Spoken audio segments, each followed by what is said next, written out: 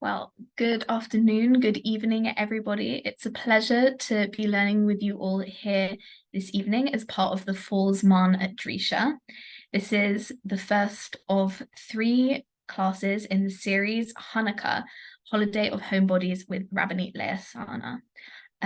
Before we start, I'm just gonna uh, introduce the Zoom a bit for people who are new. As you enter the Zoom room, I will invite you to become a panelist. That doesn't mean we're suddenly expecting you to speak on a panel. It just means that you can turn on your camera if you wish, so we can see your lovely smiling faces, and that when Rabbanit Sarna invites questions or comments, you will be able to unmute yourself to ask yourself. We just ask that you keep yourself on mute when you're not speaking to minimize the background noise so we can all hear each other. Your questions and comments are always welcome in the chat if you're in the Zoom, or the Facebook comments if you're on the live stream, if you don't want to become a panelist. So Hanukkah holiday for homebodies. More than any other holiday, Hanukkah is all about the home. The Jewish people, with our long history of exile and displacement, has a complicated relationship with the space and rootedness we associate with home. The study of our laws of Hanukkah candle lighting will shed some light on a uniquely Jewish vision of homemaking. And we are so excited to be learning with Rabbanit Leah Sarna. Rabbanit Leah Sarna is a member of the faculty and the director of team programming here at Drisha. She has previously served as director of religious engagement at Anshe Shalom B'nai Yisrael congregation in Chicago, a leading urban Orthodox congregation. She was ordained at Yeshivat Maharat in 2018, holds a BA from Yale University in philosophy and psychology, and also trained at the SKA Beit Midrash for Women at Migdal Oz, Drisha, and the Center for Modern Torah Leadership. She has been awarded the Pomegranate Prize in Jewish Education by the Covenant Foundation and has a Wexner Graduate Fellowship. And was a Wexner Graduate Fellow, sorry. Rabbanit Sarna's published works have appeared in The Atlantic, The Washington Post, Leah House, and the Jewish Review of Books. She has lectured in Orthodox synagogues and Jewish communal settings around the world and loves spreading her warm, energetic love for Torah and mitzvot with Jews in all stages of life. And with that, over to you, Rabbanit Sarna. Hi, everyone. Thank you so much for joining me on this quick little class. Usually our classes at Drisha are more like 6 parts or 8 parts. But I had this thought about Hanukkah actually many years ago. So I just want to start out with a little, I guess, a little story, which is that when I was 10, I lived in Israel for the year. My parents were on sabbatical from their academic jobs. And when we moved, everyone said to us, it'll be really hard until Hanukkah. We were like, what's so special about Hanukkah? Why is it the case that at Hanukkah, magically things are not so hard anymore? It didn't really make any sense to us. But it turned out that they were 100% right. And actually, ever since then, every time I've moved to a new place, and usually that's been kind of with that same sort of academic Jewish calendar that begins around Tishrei, it's been the case that a place doesn't fully feel like home until you're lighting your first night of Hanukkah candles. And then you're like, oh, this place is home now. So I've always had this very particular association between Hanukkah and the home, not just from a like halachic perspective of it being a holiday where the main ritual happens not just like at someone's home or around someone's table, the way maybe the Seder does, which is our other like A+ all-star home ritual. But it actually has to happen at your home. And so how do we define your home? What makes for a home? And I think that sometimes we just use that word very casually without thinking about what turns a dwelling into a home, and is the bar for that very high or is the bar for that very low? And that's something we're going to start looking at tonight. And we're going to look at it from a bunch of different perspectives over the next 3 classes. So tonight, what we're going to do is a little bit of introduction. What is that relationship between Hanukkah and the home? Where does it come from? How important actually is it? And we're going to see kind of one of like maybe the sort of foundational debate about that. So it's going to be a debate about whether Hanukkah is about the home or Hanukkah is about the person. It's a very brisker style of debate for those of you who love this kind of thing. That's where we're headed. It's going to be whether Hanukkah is a mitzvah on the Gavra or Hanukkah is a mitzvah on the Bayit, on the home. We're going to be comparing candle lighting to mezuzah, which is another classic mitzvah on the home. The other, we can keep listing a home mitzvah, building a ma'akef if it's relevant, building a fence around any kind of dangerous rooftop or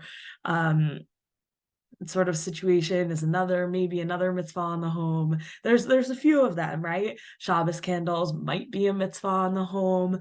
It's not a totally unique category, but I think I want to argue that it makes its way in very interesting ways through the halachot of Hanukkah, and over time it's going to begin to spell out some deep kind of debates about what makes a Jewish home.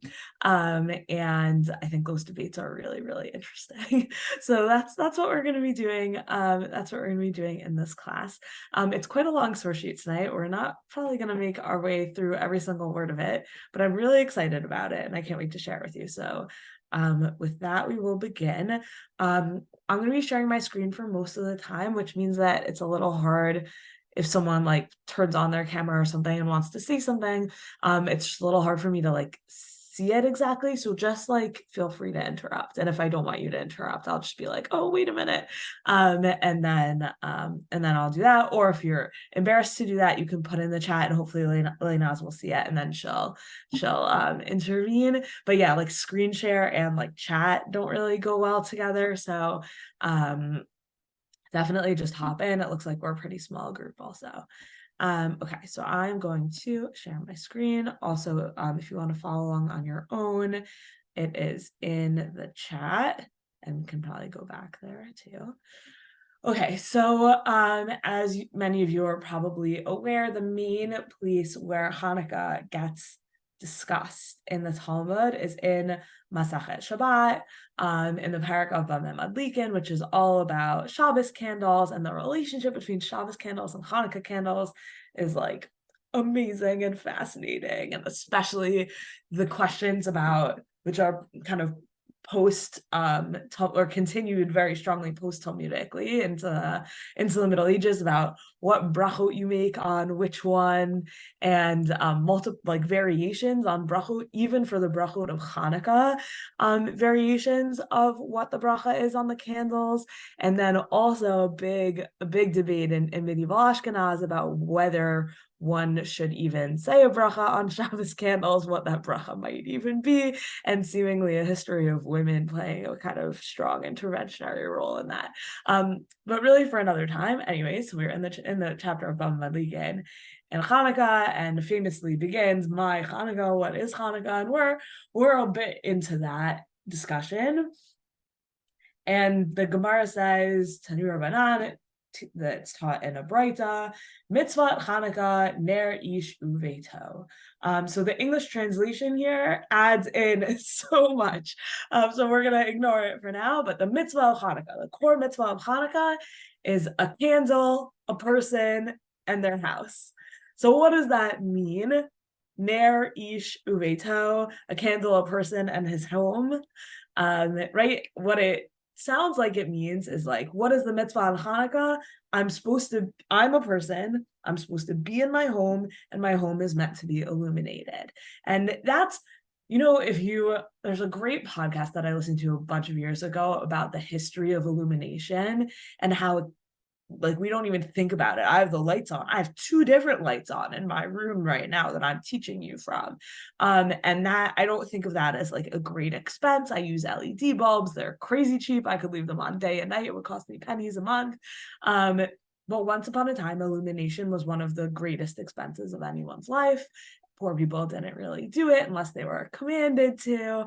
And that's where you start to get Shabbos candles and Hanukkah candles being commanded. You wouldn't think like, I don't need a commandment that when the sun goes down, I should turn on the lights inside my house, right? Like that, there's no reason to command that of me, because if I don't turn on the lights, it's dark.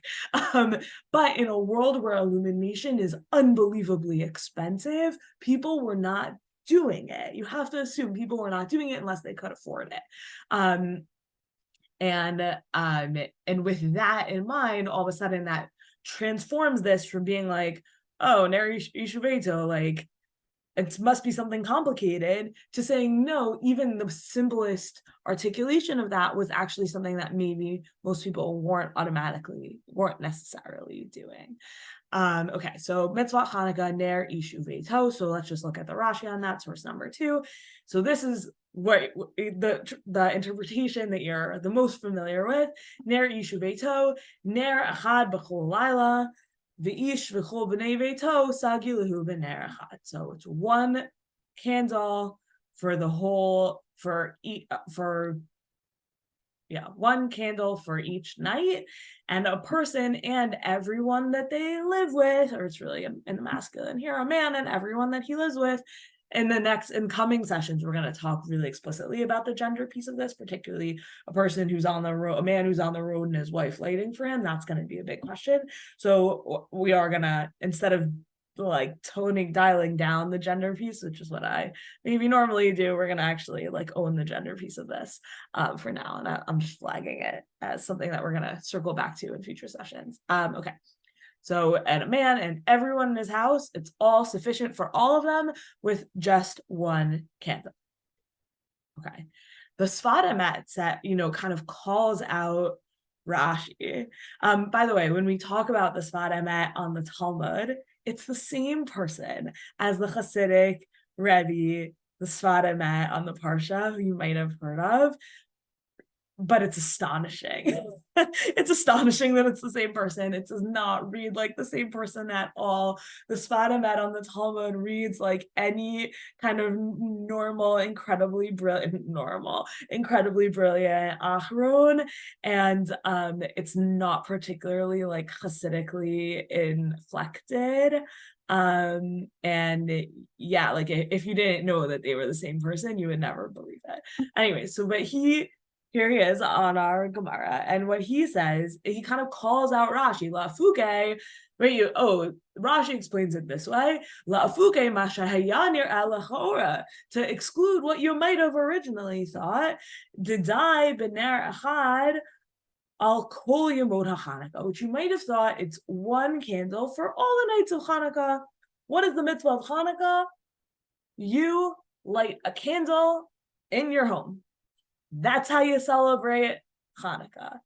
Which, by the way, right, within the debates of like, were the rabbis trying to make Hanukkah a big deal or trying to make Hanukkah a very little deal? So like, this is an even littler deal than you ever might have imagined. Okay. Right. Oh, over the course of the 8 days, you're going to light one candle inside of your home.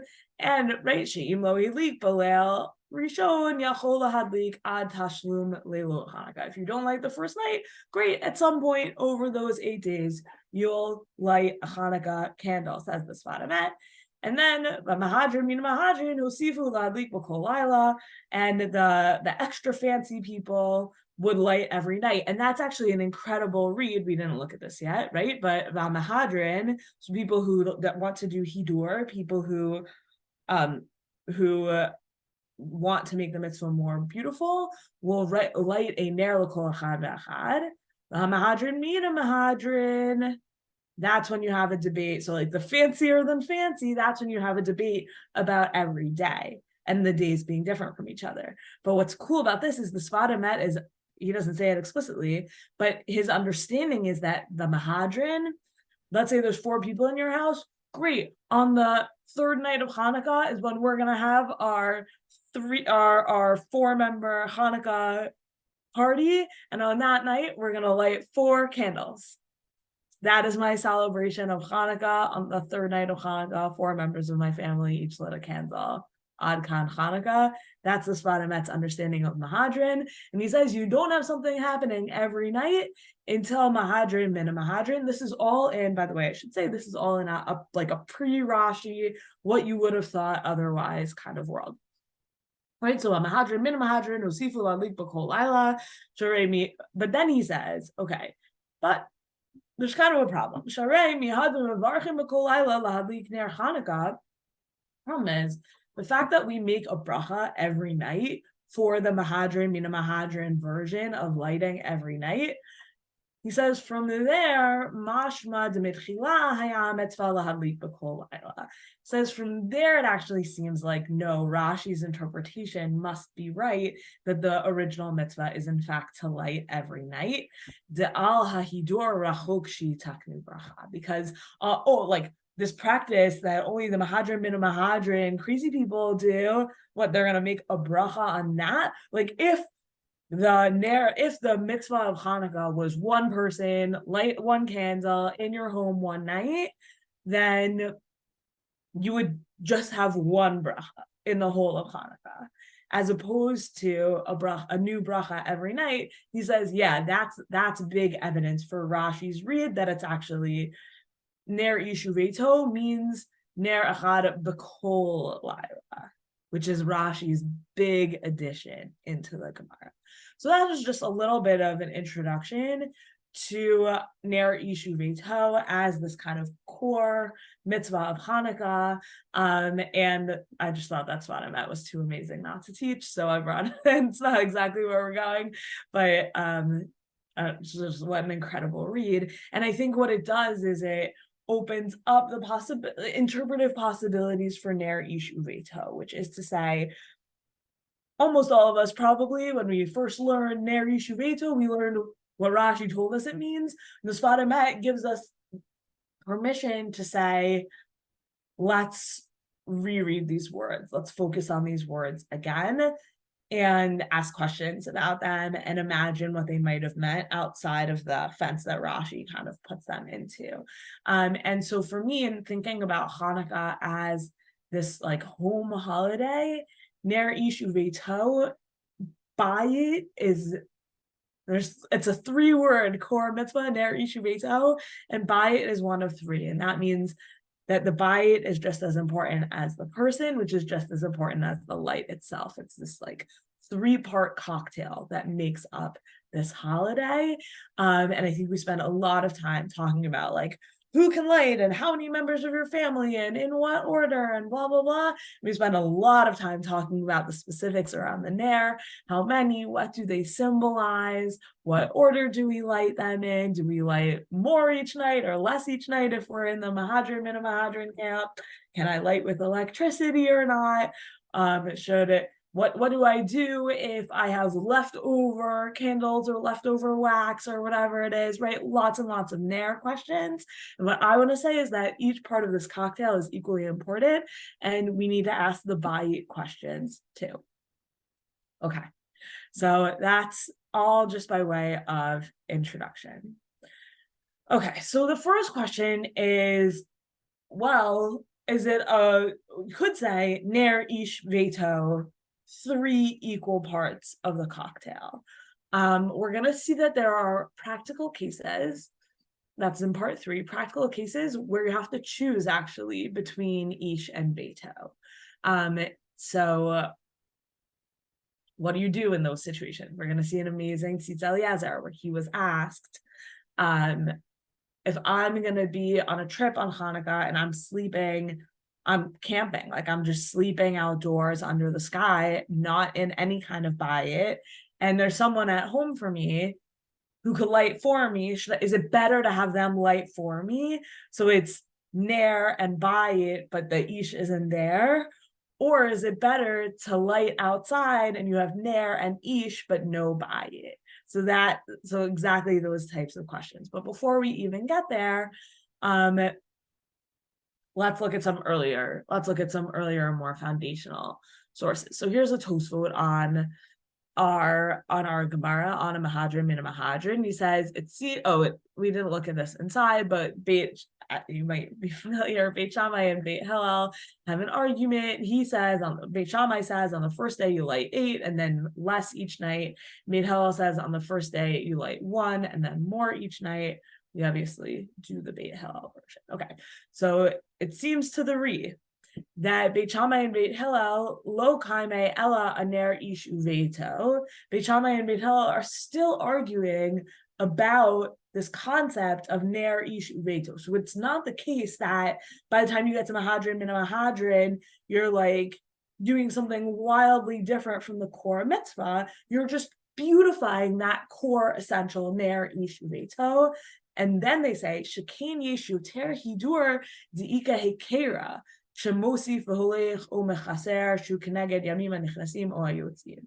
He says, and it's actually more beautiful when you can tell, whichever side, Beit Shammai or Beit Hillel, when you can tell what's happening, whether you can tell that every night we've added a candle or every night we've detracted a candle.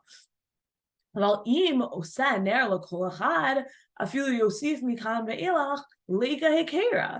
if everyone has candles, then when you add a candle each night or something like that, you can't tell as well what's happening in the home.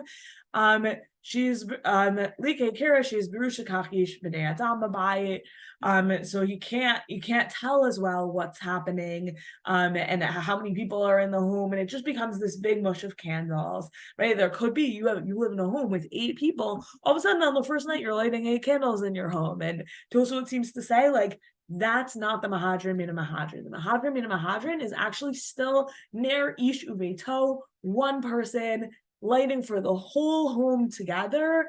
And the Mahadran min Mahadran is one person lighting for the whole home together, but on the first night you light 1, the next night you light 2, the next night you light 3. Tosfot's model eliminates just the Mahadran version, which I think is really interesting. They're like not interested in it, and they don't it seems like they would say like, oh, like that's terrible. You almost think like they would prefer just 1 candle to 4 candles on the first night, 4 candles on the second night, 4 candles on the third night, right? So there's a little bit of I don't know, like a question on the Tosfot that I wonder what they would say about a family who did just Mahadran.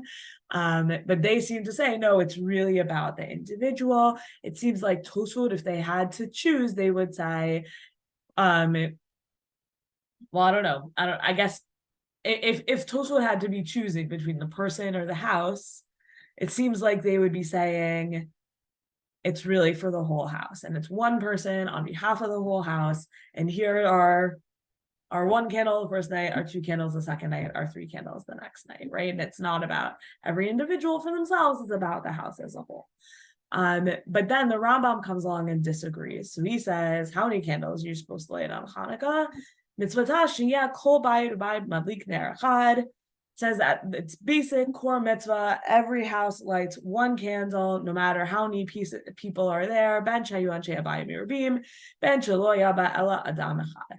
The Hamehader mitzvah, and someone who wants to make the mitzvah even more beautiful, madlik neirot kaminyan anshe abayit ner lekol echad bechad. So he has a concept of that middle Mahadran level, where you would light a candle for each member of the house.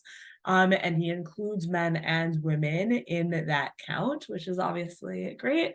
And someone who wants to do it even more beautifully, and he wants to do the mitzvah in an ideal way.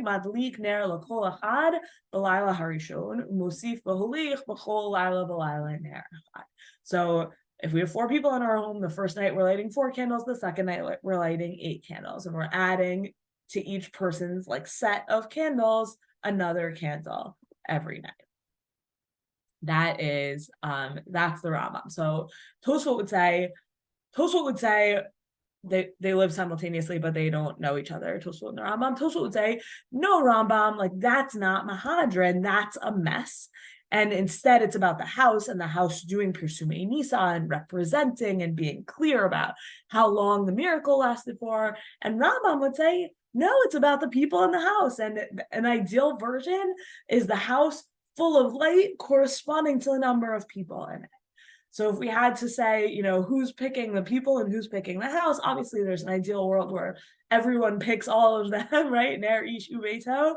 But I would say like Tosfot, emphasis on beito, Rambam, emphasis on ish, or really on nashim v'nashim. Okay. So how does this play out in the Shulchan Aruch? So the Shulchan Aruch says, "Kamanei madlik b'layra harishon madlik echad mikan ve'ilach mosifo lich echad b'chol laila ad shebelayla acharon yushmona." He says, how many are you supposed to light? Light one on the first night, two on the second night, three on the third night. Add another one each night until you have 8 on the last night. And even if there's many people in your home, do not light more. Says the Rambam. Says not the Rambam. Says the Shulchan Aruch. Ostensibly, it's about the home, right? Says the Shulchan Aruch, paskening like the Tosfot against the Rambam. But then along comes the Ramah, who says, "V'yesh omrim dechocha mibnei abayit yadlik." Quotes the Ramban. Some say everyone in the house should light. V'chein haminhag pshut, and this is the like widespread minhag v'yazhiruli tein kol achad ve'achad ne'artav memakom yuchad. But he's sensitive to the Tosfot's concerns of like, well, it kind of starts to undermine itself at a certain point. You just have a mess of candles, so you should be careful that everyone should put their candles in a special place. Kadeshi heker kamanei rot madlikim, so that it'll be obvious how many candles each person is lighting, right? So the Ramah paskins like the Rambam, but is sensitive to the concerns of the Tosfot and just says we can resolve those concerns. So again, if we're lining up who's on team Bayit, we have the Tosfot, we have the Shulchan Aruch.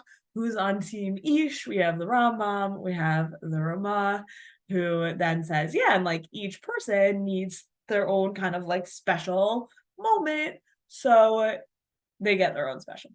Okay. The Pnei Yehoshua adds some really just beautiful language to this. And Pnei Yehoshua is an Aharon, also like the Sfaramet. And he says, on our Gemara, it's Ner Rabbanit mitzvah Hanukkah ner ish ubeito. The mitzvah of Hanukkah is each day to have a light by a person, or a candle, a person, and a home. He says, he says, it seems like what distinguishes this mitzvah from the rest of the mitzvah, which are, in general, in principle, most mitzvot are chuvat haguf. Most mitzvot are obligations of the body, obligations of individuals. Goof is usually like loose language. It's not exclusively about the body. It can also be about the mind, all kinds of things like that. But right, what does that mean? Other mitzvot are chuvat haguf sheyachiv al kol yachid ve'yachid, which are obligated on every individual. The kaimala nami, and with those mitzvot, we especially hold mitzvah bo yoter mi b'shilucho, that it is better for the individual who has that chuvat haguf, that has that obligation, in that individual obligation on themselves. It's better for that person to do the mitzvah for themselves than to do it, than to have someone else do it on their behalf, which is obviously so interesting because there are certain mitzvot haguf, like Kiddush, let's say, where the common custom is to have someone else do it for you. So that's where like this concept of mitzvah bo yoter mi b'shilucho gets interesting, and how does that play into like custom and family dynamics, and does it apply in all cases, and all really fascinating things like that. But if you ever see someone who's like, oh, I'm gonna make Kiddush for myself, please, like this is what's motivating it. Like I have an individual obligation. It's better for me to dispel that individual obligation for myself than to have someone else do it for me. Okay, so normally we would say that on most normal mitzvot. Ella deshani hacha, but it seems like Hanukkah is different, right? Where you have the Tosfot and you have the Shulchan Aruch saying it is better for one person to do it for the whole family, that seems to say that it is not the case that each individual member of the family has their own obligation, says the Pnei Yehoshua. That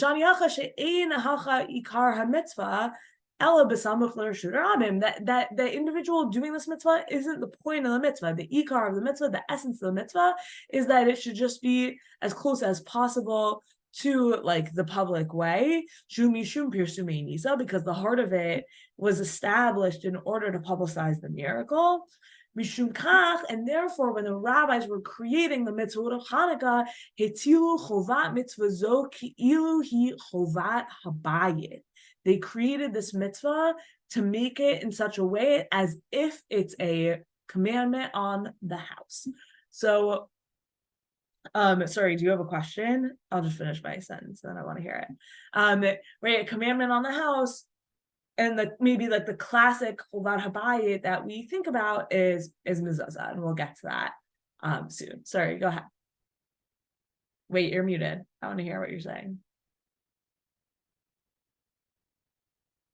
Sorry, I'm gonna ask you to unmute. There you go. Hi. Okay. First, I just wanted to apologize for logging on late. I was in Washington, D.C., and I just got home. But thank you. But it's just striking me that there's maybe some resemblance to Korban Pesach in terms of the Celebet Avot Celebayit. Yeah, totally. And I mentioned I mentioned like the Seder night at the outset here, but maybe you. Oh, okay. Yeah, for that. Okay. Yeah, no, I didn't. I got in like at 8:20. I got on. Oh, okay. Yeah. No, but absolutely, right? The Seder night, like if we had to list Judaism's like top 10 home rituals, like Seder night is probably number 1, and Hanukkah might be number 2. I don't know what else you would say. Shabbos candles. Oh, but I was thinking. No, I was thinking more technically, halachically, when you're saying that the mitzvah is on the bayit, and that everybody the Korban Pesach, you could bring it as a single person, but you were supposed to do it as a group, and not everybody shechted their own animal. We have chavrut typically, right? So there seemed to me to be some similarity there. That's what I was saying. Totally, but also a complexity, because in order to bring a Korban Pesach and eat it, if you didn't live in Yerushalayim, you had to leave your home. And right. I think that in some ways, Hanukkah, that's interesting. Like, do not leave your home. Right. It's the opposite. Right. It's the opposite. And we'll see. We're gonna see. You would have thought, for a mitzvah that is literally 3 words, Ner Ishu Veto, that is our Hanukkah mitzvah cocktail, you would have thought that you would see a lot more halachic literature saying, don't travel on Hanukkah. Like, we have so much travel themed literature about Shabbos, right? Don't start traveling on Wednesday, right?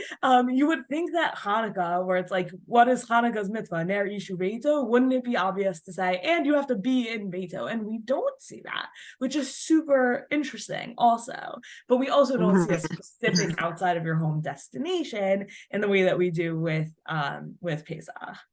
Right. Okay, thank you.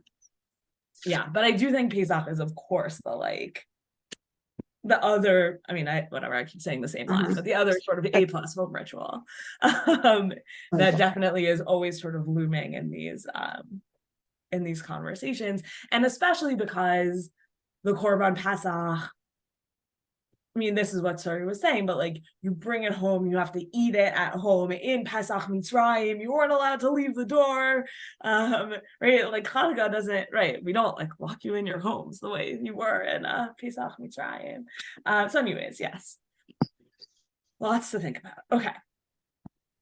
If you don't see me, I'm still here. I haven't had dinner, so I'm listening while I'm preparing. No worries. I'm so glad you're here. Enjoy your dinner. Okay.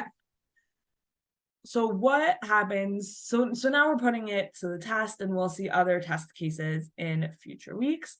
But what happens when you have a person, but you have an ish, but you have no bayit? So that's what I want us to look at here. We're going to see a little bit of the Gemara, Rashi, Rashba, and then then the Maharsham, and then Tzitz Eliezer, not quite 100 years later, but they're not talking to each other. The Tzitz Eliezer has the Maharsham.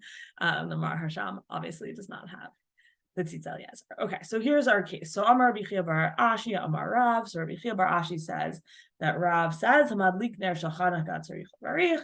The one who lights a Hanukkah candle needs to make a bracha. And Rabbi Yirmiyah says, Haro'eh ner shel Chanukah tzarich levarich. Someone who isn't lighting the Hanukkah candles, but just seeing them recites a blessing. That there's some mitzvah even in just the viewing of the Hanukkah candle, which is not such a, we might think like, oh, that's such a weird idea, but on Motzei Shabbat, we say Borei Ma'orei Ha'ish and make a bracha on seeing fire that we lit like before. It's really not at all about the lighting of the thing. It's about the seeing and the using of the fire. So I do think it, it sounds a little foreign, like it sounds foreign because it's not part of our conception of what you do on Hanukkah. Like, how I feel like I've only ever done this in Jerusalem, but people in my neighborhood here where it's quite like densely Jewish population do it also, that like assume, oh, around this time everyone probably lit, let's walk down the street and see everyone's beautiful Hanukkah candles. And in Jerusalem, that's like such a beautiful common thing to do. And so this idea that really only in theory, the practicalities of this are a little complicated and debated, but Rabbi Yirmiyah says, oh, you see a Hanukkah candle burning, you go on your walk through Jerusalem when all the Hanukkah candles are lit, you would, at each candle, you would make a bracha. Each home you pass, you would make another bracha on the Hanukkah candles, on seeing Hanukkah candles, maybe on re-experiencing the miracle of Hanukkah candles.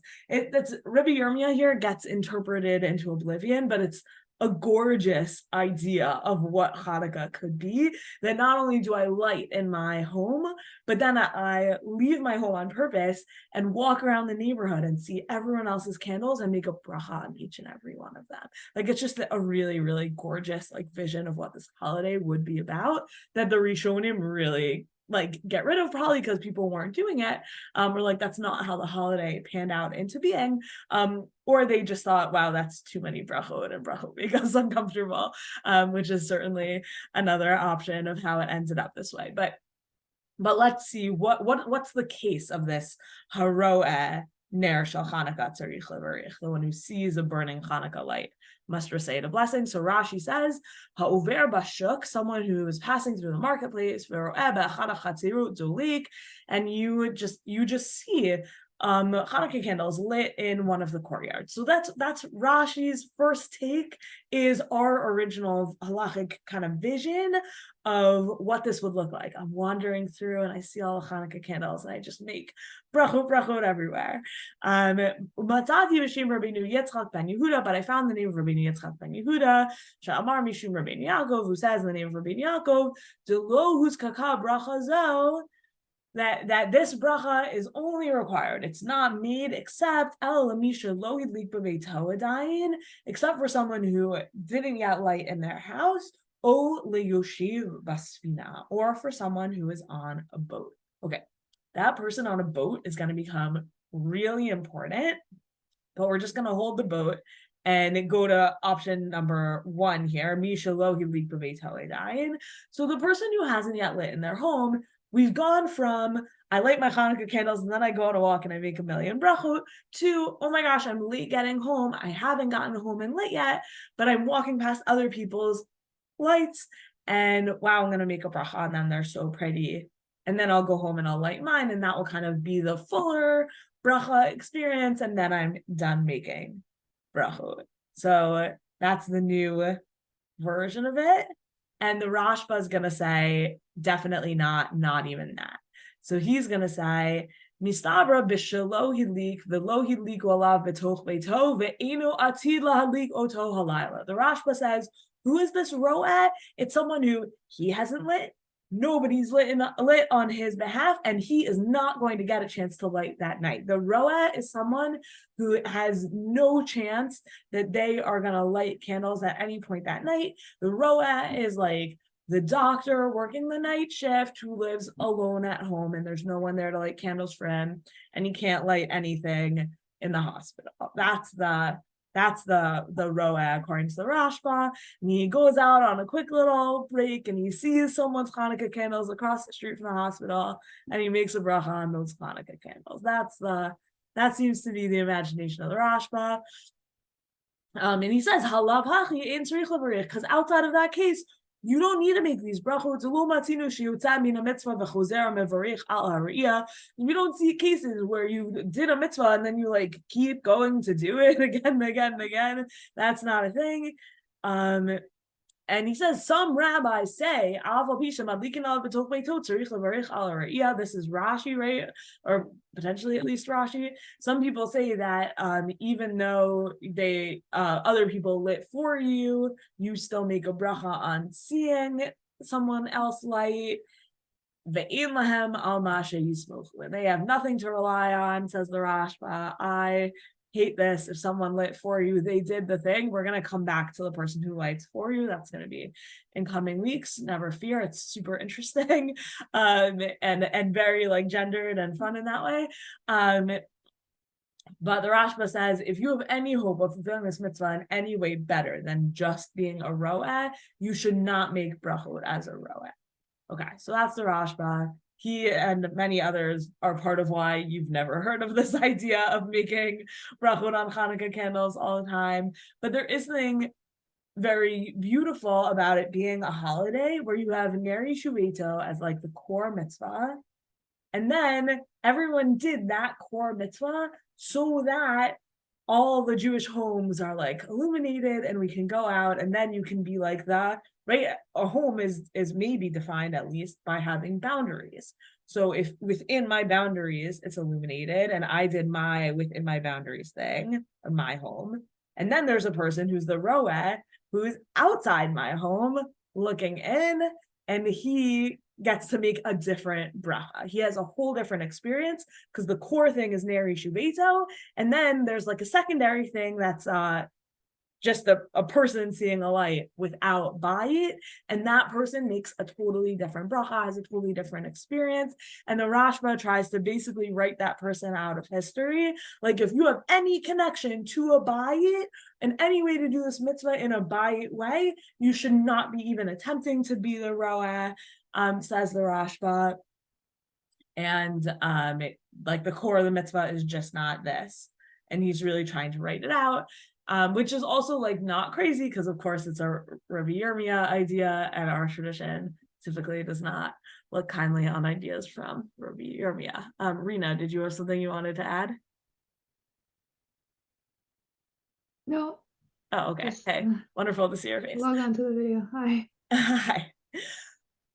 Okay. So I think that this idea of a roeh versus a person inside of a bayit starts to cut at how important the bayit might be to the mitzvah of Hanukkah, that you have a whole other category for the guy who doesn't have a bayit. And he participates in like a secondary lesser way in Hanukkah, at least theoretically, than the person who does have the bayit. So Rashi's example that does seem to stand and does not get cut down by the Rashba is our Yoshev Basvina, is our person who is on a boat. So let's start thinking about what that boat might look like.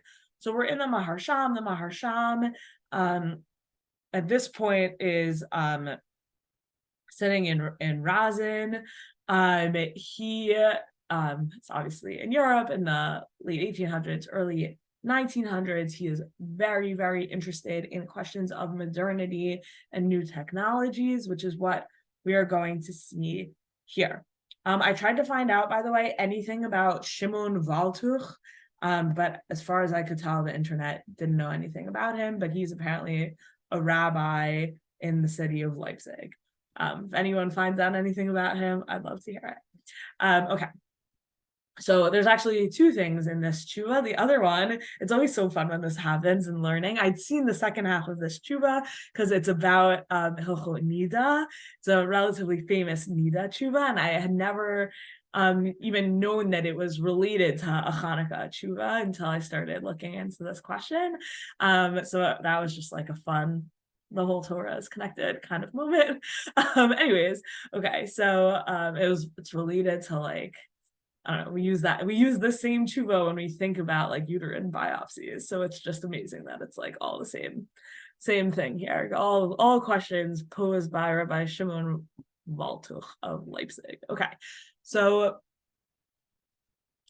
right, you said to answer your question from the second day of Hanukkah, imutar lahadlik ner Hanukkah al haban, which is German for train, like it's still today, like the U-Bahn is, I think, something like that, is like the tram in Germany. So but what that is that it's the train. Lo matzati davar mevuar. I haven't found anything explicit about this question, whether you could light Hanukkah candles, presumably on an overnight train. Aval halo misha shilim ba'ad kol halayla have kesachar lo beit zira le'achol v'lishon sham v'chayev v'nero Hanukkah.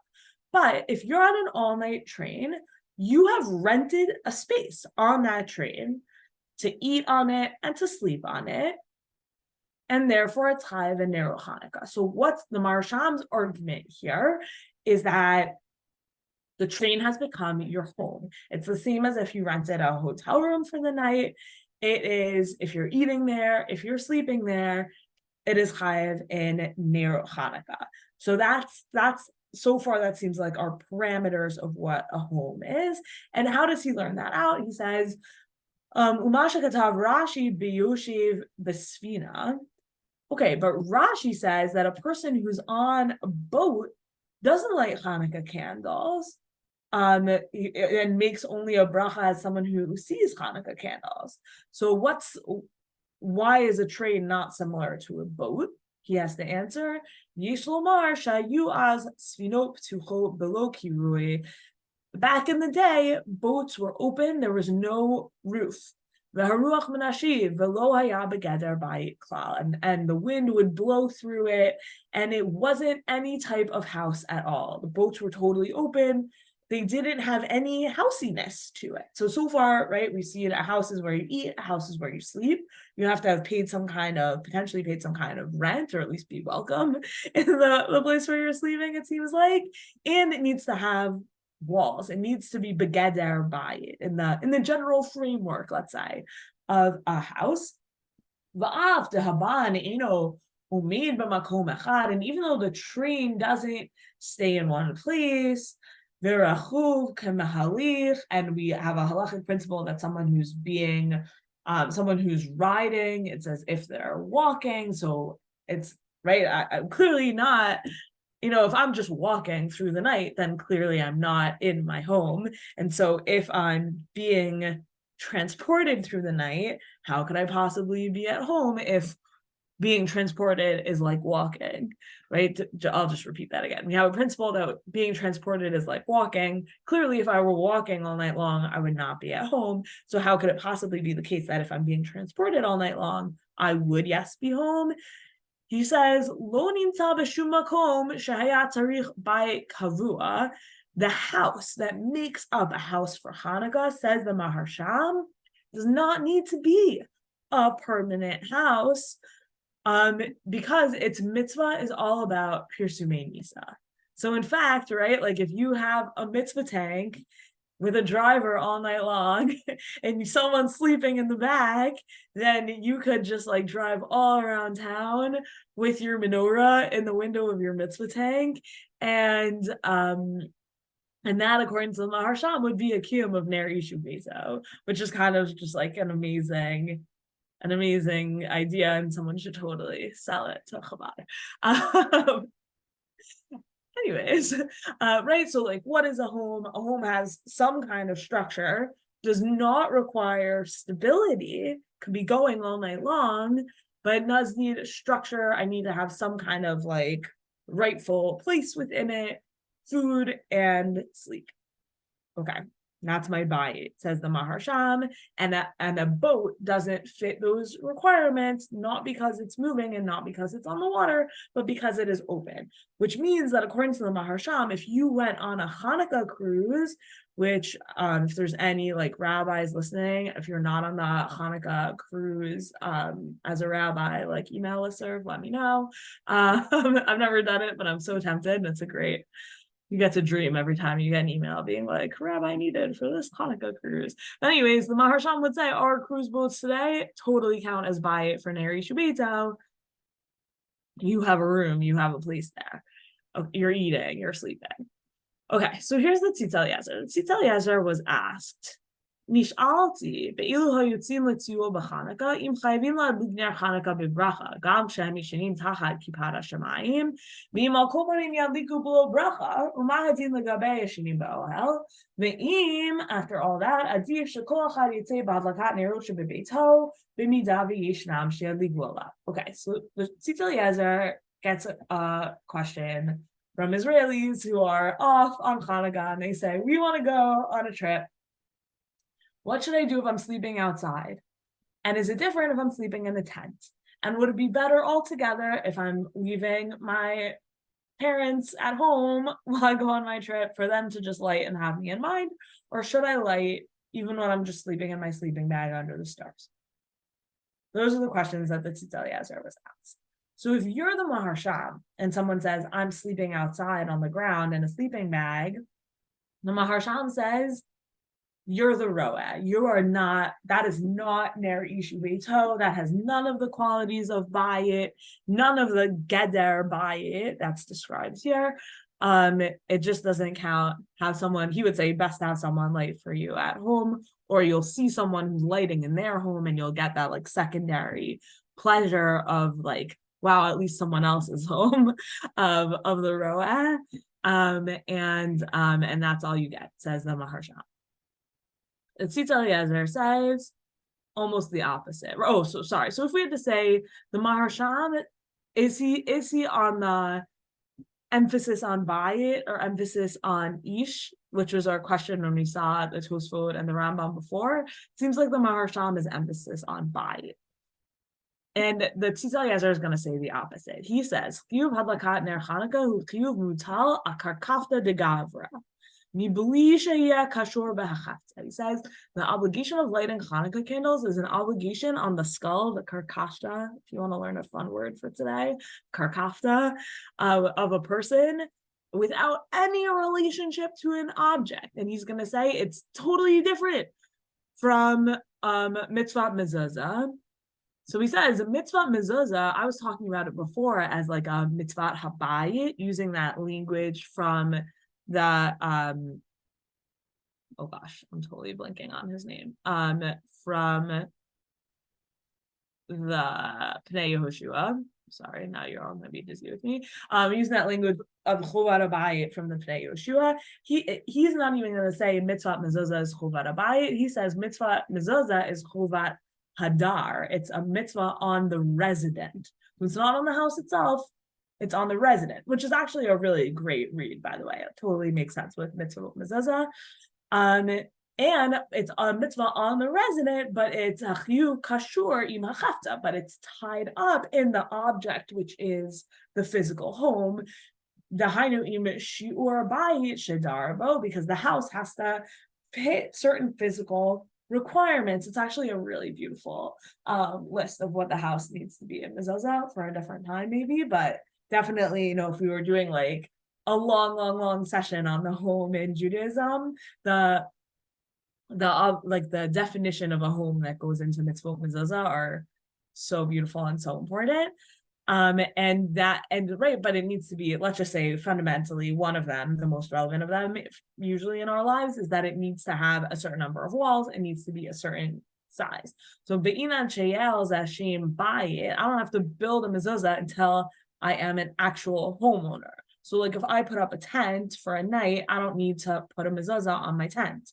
And so the mitzvah, so even though I'm residing, it's a chovat hadar, it's a mitzvah on the resident, and I am dar in my tent does not meet the requirements of a mezuzah, and so it's a chovat hadar that's tied up into a chafta. Okay,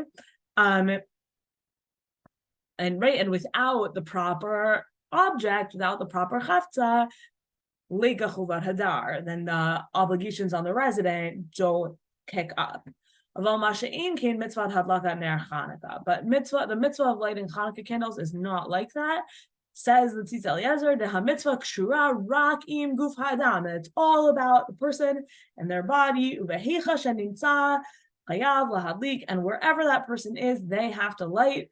Mistaber she'afilu im echadi kavelo mitha bepina achad mipinot harachov. And it seems, therefore, that if a person sets up for himself a bed in some corner of the street, and that's where he sleeps and that's where he eats, Sham gamkin yahachayav lahadlik. There, that person needs to light Hanukkah candles. So your Jewish person who lives in the park bench needs to light Hanukkah candles on the park bench. Says the Tzitz Eliezer.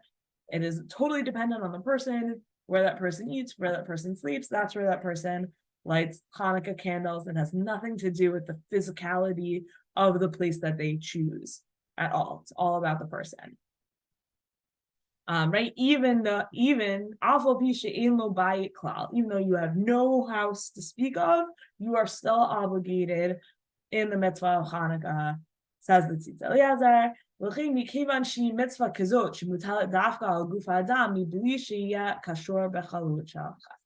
Right? He just says it over and over again. The mitzvah of Hanukkah, according to the Tzitz Eliezer, has nothing to do with objects. It is always only to do with where the person is. Okay, so then he says, so based on what I just said, move on to the atino tabini don shi latino shemechuyavim lahadlik ner Hanukkah gam chishenim tachat kippah hashamayim. So then it seems obvious that I think you need to light Hanukkah candles even when you're sleeping outside. Everyone should light it by their own bed and in their own corner, or they can all contribute, and then they can all light together, but they should certainly make a bracha. And if you set up a tent, how much more so should you light with a bracha there? So the Maharsham certainly would have said the opposite. Here's the Tzitz Eliezer saying, no house needed. And he brings, so we'll look at this in greater depth in a future session. We're going to look at what the Aruch HaShulchan says, but we'll just see what the Aruch HaShulchan, he brings a quote from the Aruch HaShulchan's writing about Hanukkah on the train, which clearly caught everyone's imagination at this very certain point in history. Right, so here's what the Aruch HaShulchan says: Hanosea barakavet chayav lahadlik ner Hanukkah sham. The person who's riding on the train, which is, by the way, the same thing that the Maharsham says, has to light Hanukkah candles on the train. Even though, but here's what's interesting: the Maharsham says that the train is begeder bayit, and the Aruch HaShulchan says the opposite. He says aval bisha ein rakavet begeder bayit. How do we know? Because according to the Aruch HaShulchan, what makes a home? Stability makes a home. The fact that a train is nodid mimakom lemakom v'chaser kviut mekomit, it's wandering from place to place and lacking in spatial permanence. That undermines the train's possibility to be a home. And he says, and then it says says the Tzitz Eliezer, the reason why the Aruch HaShulchan holds like this is because he agrees with us. He says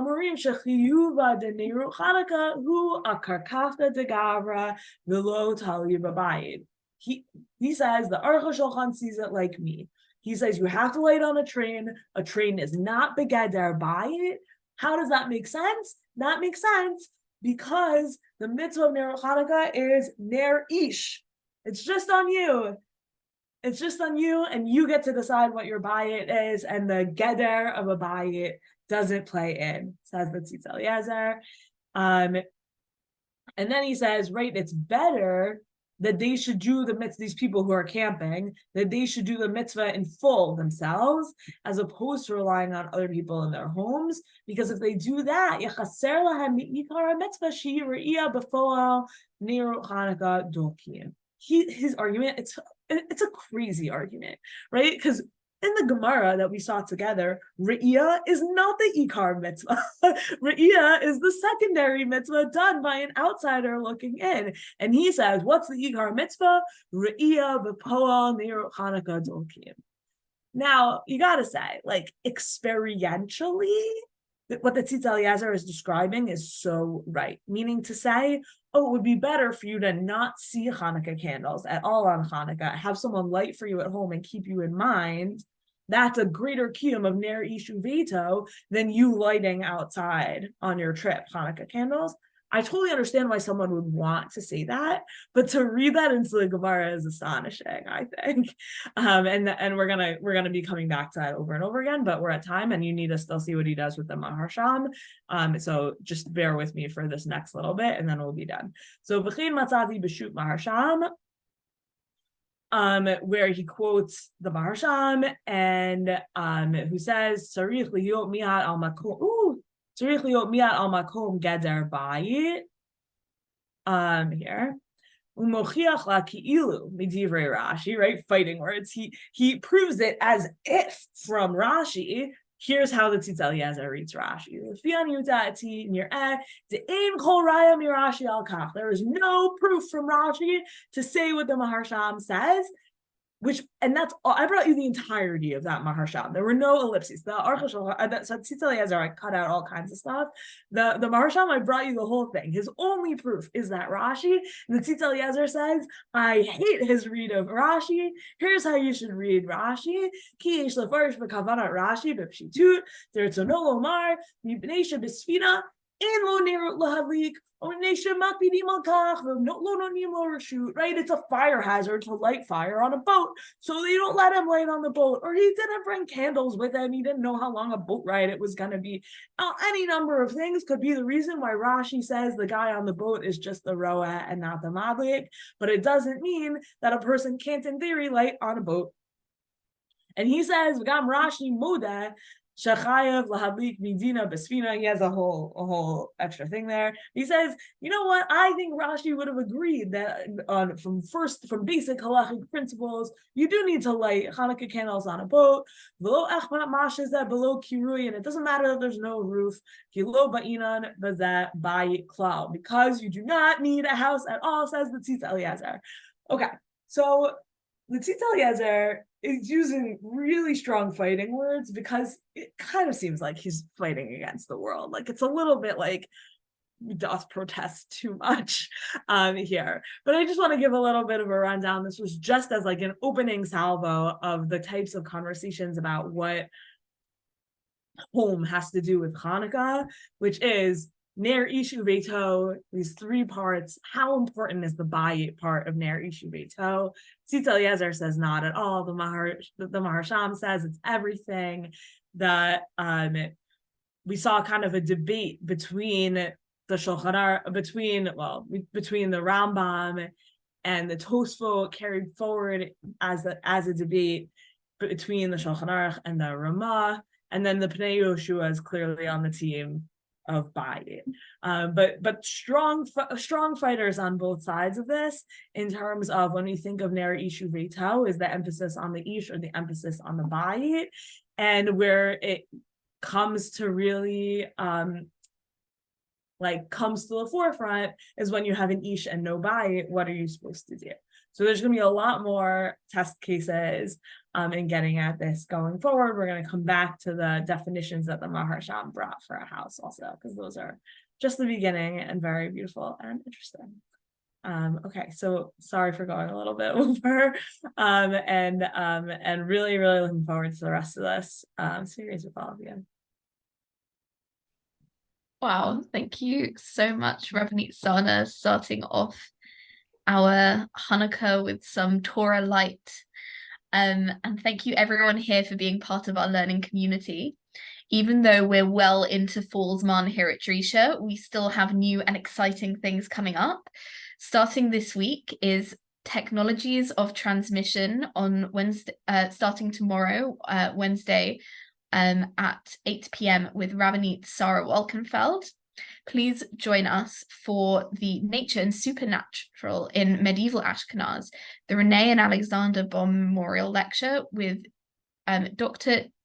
David Shinovitz, meeting Sunday, the 3rd of December at 7 p.m. That's this Sunday, on Zoom and on Facebook Live. And registration for our Wintersman classes are open now. We'll be starting with a short special program on organ donation on December the 25th to the 27th. And we're very excited to be continuing our Mission in Depth project with Ketubot, with our very own Rabbanit Leah Sarna. So you can find out about all of those and more and sign up at 5784.drisha.org/winter. And I'm looking forward to seeing you all next week for the next of Hanukkah, the holiday for homebodies. Thank you.